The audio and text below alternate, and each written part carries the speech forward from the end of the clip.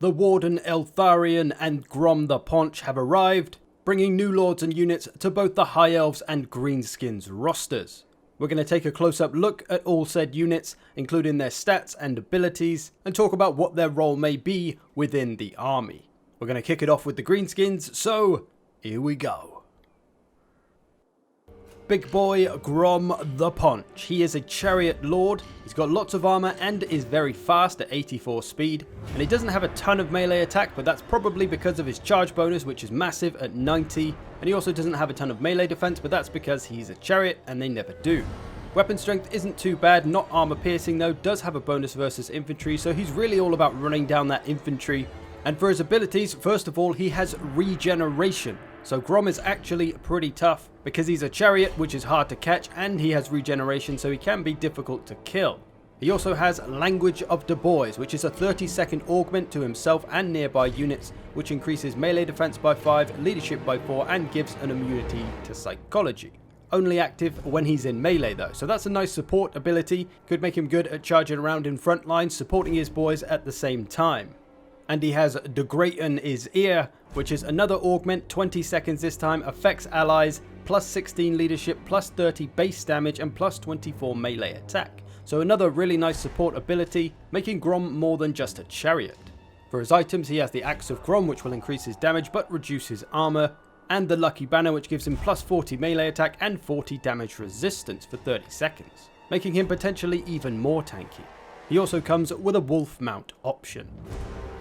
Only joking, that would be ridiculous. Now onto this BBW with her enchanting skull bikini. The giant river troll hag is a new hero for the Greenskins, and she is primarily a death caster. Her melee stats aren't fantastic, but she does have some armor piercing damage, so she could do alright against some lighter troops that won't hurt her too much. But she's mostly really all about her magic and her abilities. She has life leeching for extra recharge rate, Swamp Breath, which is a magic missile where she's basically just sick on people, and Mither, which is a 15-second hex which reduces speed and charge speed by 72%, which is pretty significant. And for her items, she has another magic missile and a bombardment spell. So a really nice addition to the Greenskins roster, finally gives you the death magic outside of having to bring Azag, and that speed reduction spell Mither could be incredibly powerful if used at the right moment. You might be able to catch a lord and put some serious damage on them. So yeah, she's happy with her tree and bag of fish. Now, if you're someone who's recently thought, God, I need more trolls in my life, then allow me to introduce you to the river trolls. They are similar to normal kinds of trolls, except they're a bit more defensive. They have higher melee defense and overwhelming odor, which is an ability that reduces enemy melee attack by 6. Not to mention the usual troll regeneration, so that's going to help them survive a little bit better, and also to help nearby friendly troops survive better because all the nearby enemies will have reduced melee attack. So a slightly different play on your usual damage dealer troll, now they're a bit more supportive and defensive. Probably still best mixed in with infantry though. And then we have the Swamp Things, who are a regiment of renowned version of the river trolls. They come even tougher with 50 melee defense, a bit more melee attack, same weapon strength, but they do have poison as well, so that's going to take away from the enemy as well, debuff them a little bit.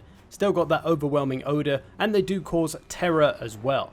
So a similar role, just a little bit more useful, especially with that terror.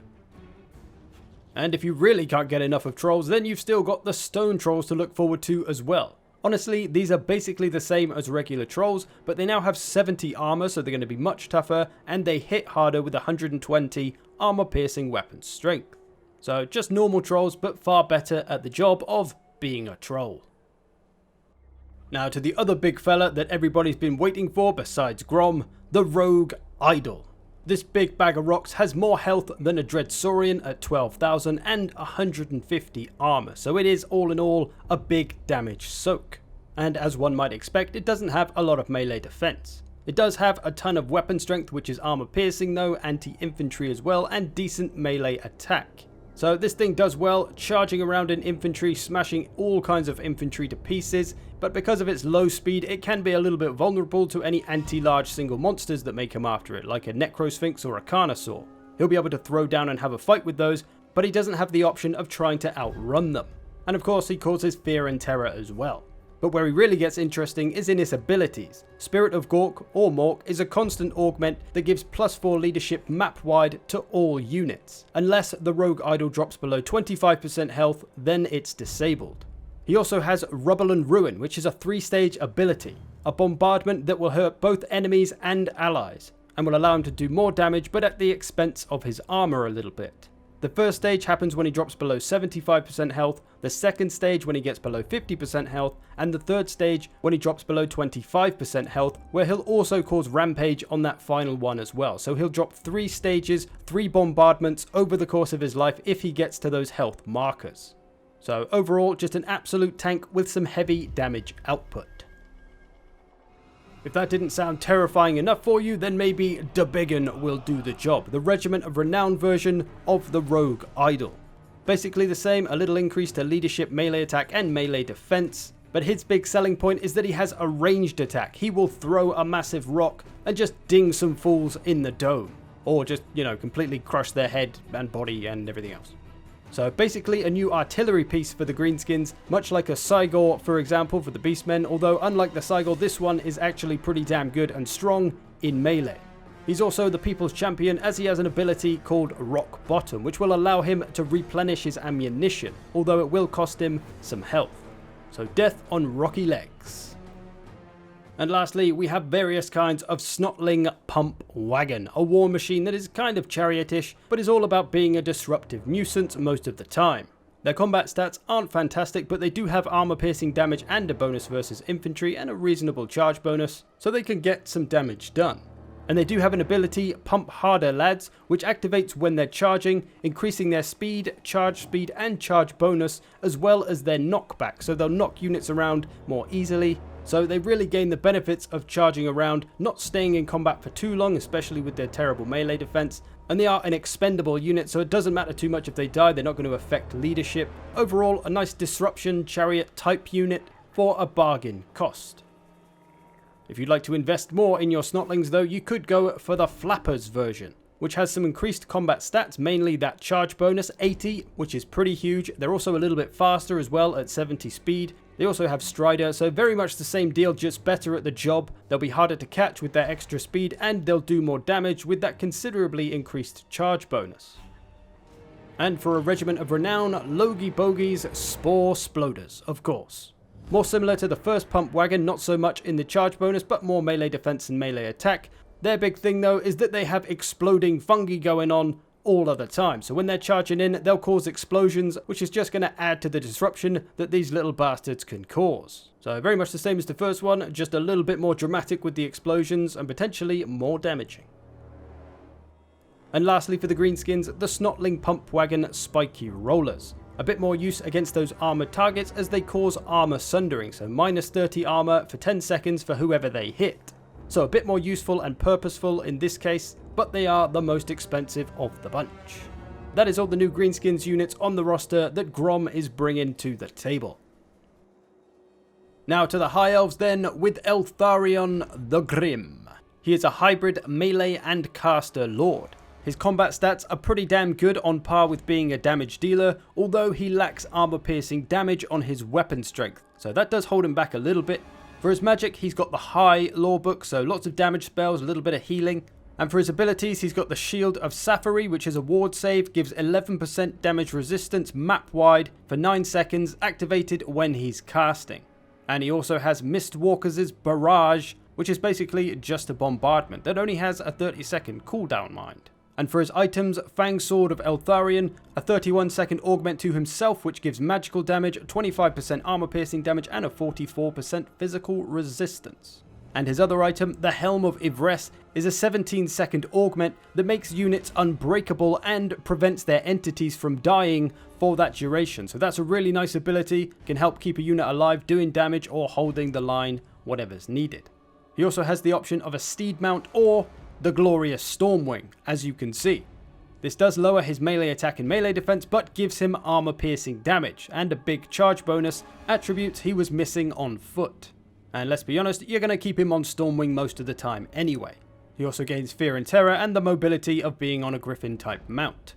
So a nice melee lord with the magical options as well, although pretty damn expensive.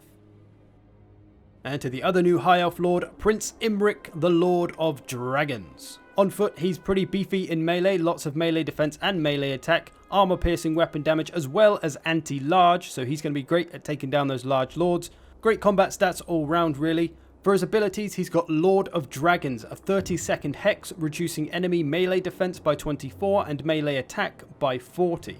So that's very helpful for taking down enemy characters, especially large ones. He also has Dragonhorn, a 16-second map-wide augment to himself and allies, which gives plus 24 melee attack and can cause fear. So a pretty beefy support ability there. And for an item, he has Star Lance, which is a 29-second augment to himself, imbuing fire damage, 25% armor piercing weapon damage, 20% charge speed, 50% charge bonus, and makes the enemies he's fighting flammable, giving them a 22% weakness to fire damage. For his mounts, he does have his own unique steed, but why would you want that when you've got Manaithnir, his unique dragon mount? This mighty beast will imbue him with fire damage and give him enough weapon strength to make Daenerys Targaryen shudder, at a whopping 580, although he does lose his bonus versus large, but who cares, 580? Ridiculous.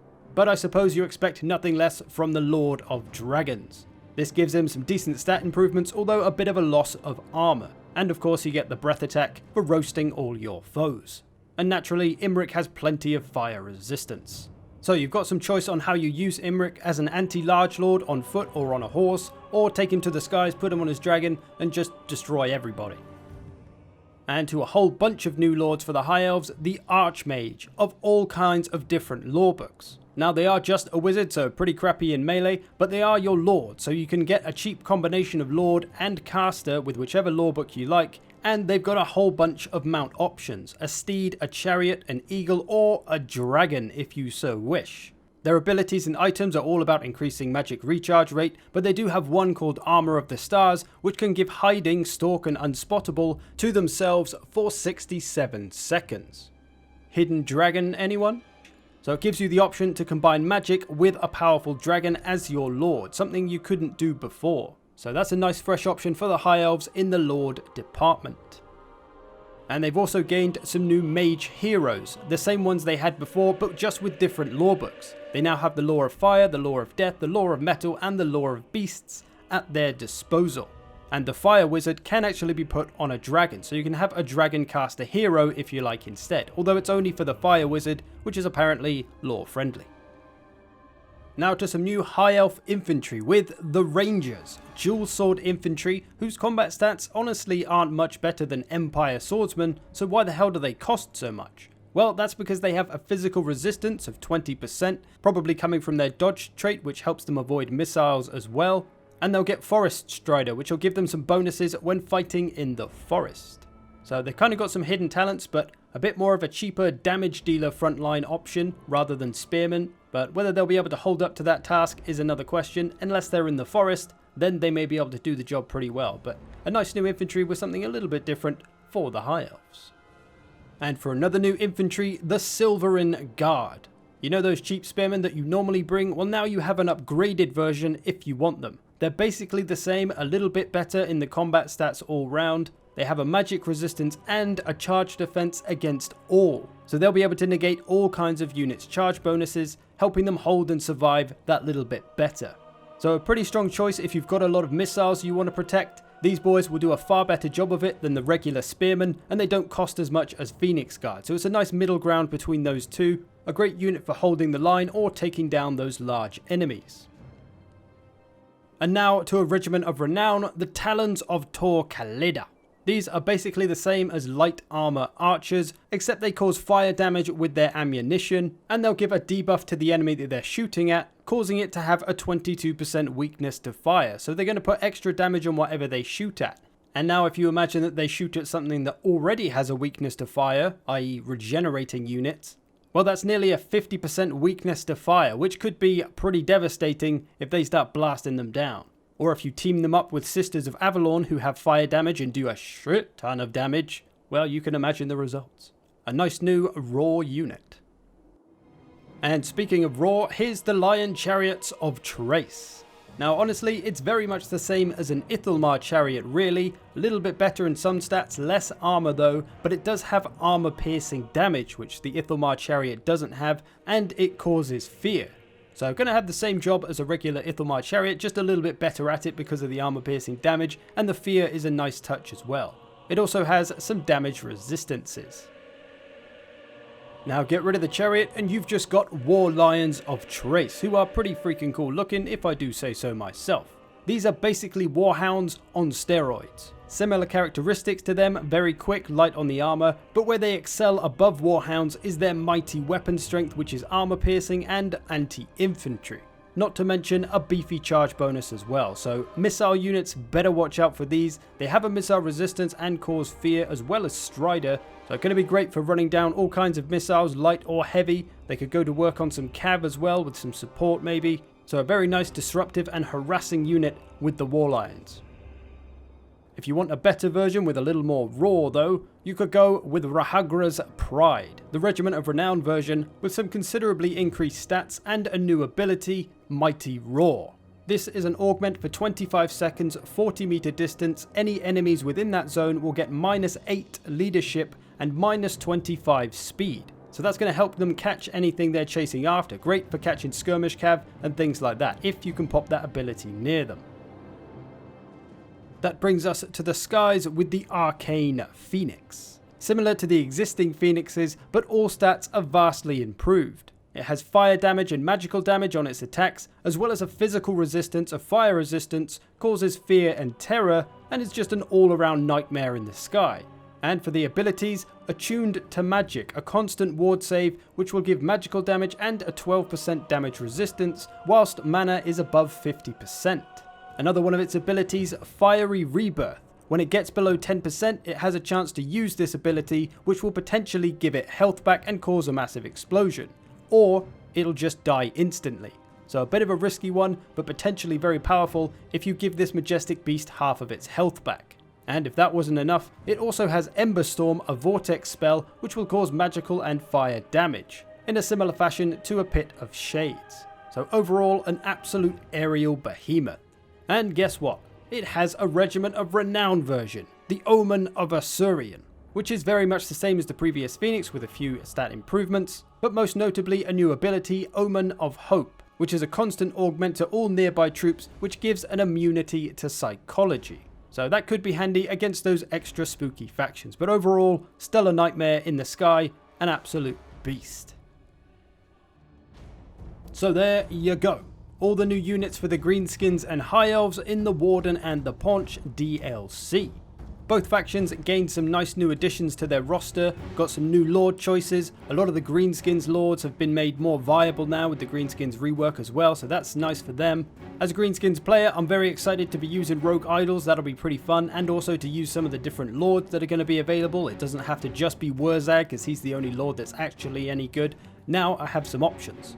And while I'm not generally a huge fan of High Elves, I have to say Imric seems pretty freaking awesome. I enjoy the whole Dragon Lord thing, so I'm sure I'll get plenty of enjoyment out of bringing some dragon builds along. And it'll be interesting to see how the Rangers fit into the High Elves as well, because they give you kind of a cheaper frontline damagey option rather than the typical High Elf Spearman holding frontline.